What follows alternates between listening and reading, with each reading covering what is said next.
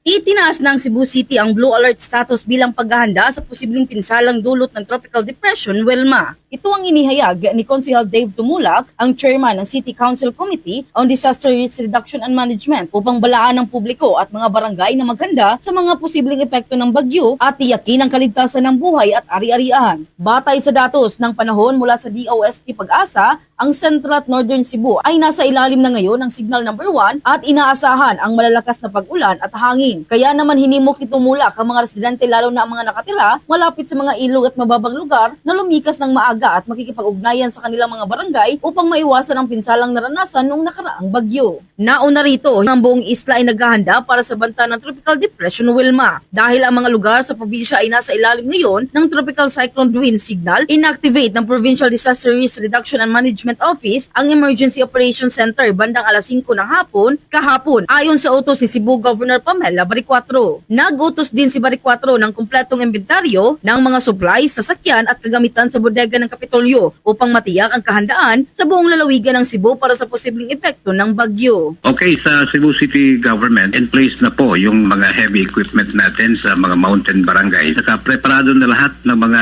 barangay responders na nakapagsagawa na sila ng preemptive evacuation. Yung mga Cebu City disaster responders natin, nakantay na at saka ready na sila. Hinihintay na lang natin kung ano yung epekto itong tropical depression Wilma. Mula rito sa lungsod Lawigan ng Cebu, Bombo John Nakanyati, this is Bombo Radio Philippines, the #1 and most trusted source of news and information. Basta Radio, Bombo.